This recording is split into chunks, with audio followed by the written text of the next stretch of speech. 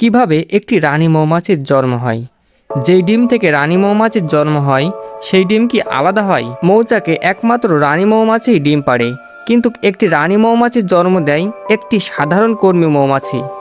আজ আমরা মানুষের সবথেকে উপকারী প্রাণী মৌমাছি সম্পর্কে জানব। আপনাদের সাথে আছে আমি সাজু আহমেদ। আপনারা দেখছেন নলেজ ইজ পাওয়ার। রানী মৌমাছি মৌচাকের সবথেকে গুরুত্বপূর্ণ মাছি, কিন্তু গুরুত্বপূর্ণ এই জন্য না যে সে দলকে নেতৃত্ব দেয়। মৌচাকের রানী হলো একমাত্র মৌমাছি যে বংশবিস্তার করতে পারে। আর রানী মৌমাছির পাড়া সব ডিম কিন্তু একই রকম হয়, এদের মধ্যে কোনো জন্মগত পার্থক্য থাকে না। তাহলে রানী মৌমাছি নির্বাচন হয় কিভাবে? সবটাই নির্ভর করে খাদ্যের ওপরে।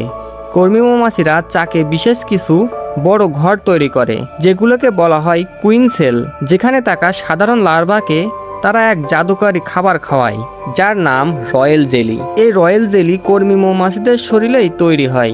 সন্তানের জন্য মায়ের বুকে যেমন দুধ তৈরি হয়, ঠিক তেমন অন্য লার্ভারা এই খাবার মাত্র 3 দিন পায়, কিন্তু নির্বাচিত হবু রানী তার পুরো জীবন জুড়েই শুধু এই রয়্যাল জেলি খেয়ে যায়।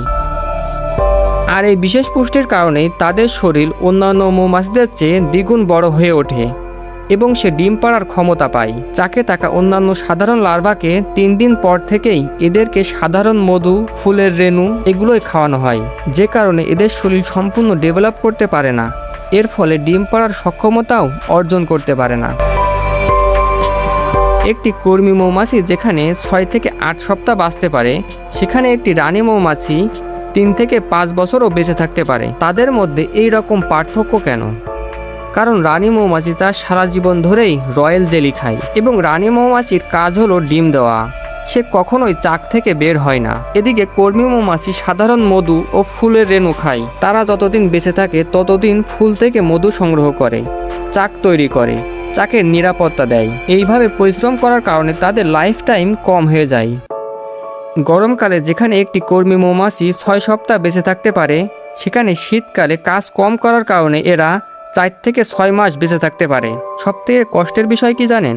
পৃথিবীর হতভাগা প্রাণীদের মধ্যে এই কর্মী মৌমাছি একটি। তারা এত পরিশ্রম করে মধু সংগ্রহ করে, সেই মধু আমরা কেড়ে নিই। তাদের শরীরে রয়্যাল জেলি তৈরি হয়, কিন্তু সেটা তারা খেতে পারে না, সেটা খায় রানী মৌমাছি।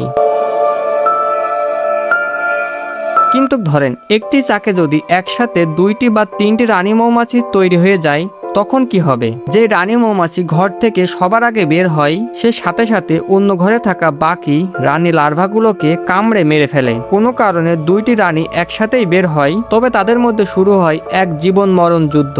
এই যুদ্ধে যে জিততে পারে সেই চাকের একমাত্র শাসক। এছাড়া যদি রানী থাকার পরেও নতুন রানী তৈরি হয়, তাহলে পুরনো রানী কিছু কর্মী নিয়ে নতুন চাক তৈরি করে। এবার আসা যাক এক অদ্ভুত প্রশ্নে, রানী মৌমাছি কতবার মিলন করে? উত্তরটি আপনাকে চমকে দেবে। রানী মৌমাছি তার জীবনে মাত্র একবারই মিলন বা মেটিং করে। জীবনের শুরুতেই সে আকাশে এক দীর্ঘ উড়াল দেয়। আকাশে উড়া অবস্থায় সে 10 থেকে 20টি পুরুষ মৌমাছির সাথে মিলন করে। তাদের থেকে কোটি কোটি শুক্রাণু নিজের শরীরের একটি বিশেষ থলিতে জমা করে নেয়। ব্যাস, এরপর সে চাকে ফিরে আসে এবং আর কোনো দিন মিলন করে না। এই এক বিকেলের জমানো শুক্রাণু দিয়ে সে তার 3 থেকে 5 বছরের জীবনে প্রতিদিন প্রায় 1500 থেকে 2000টি ডিম পাড়ে।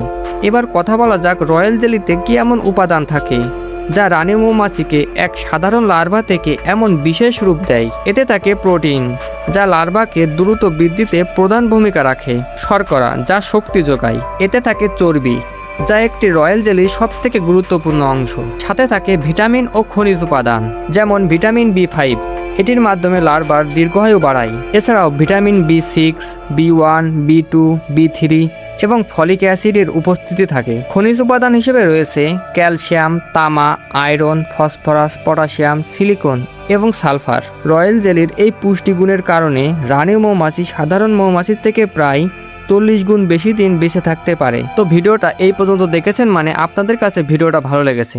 যারা ফেসবুক থেকে দেখছেন তারা অবশ্যই ফলো করবেন এবং যারা ইউটিউব থেকে দেখছেন তারা অবশ্যই চ্যানেলকে সাবস্ক্রাইব করে রাখবেন। দেখা হবে পরবর্তী কোনো ভিডিওতে। খোদা হাফেজ।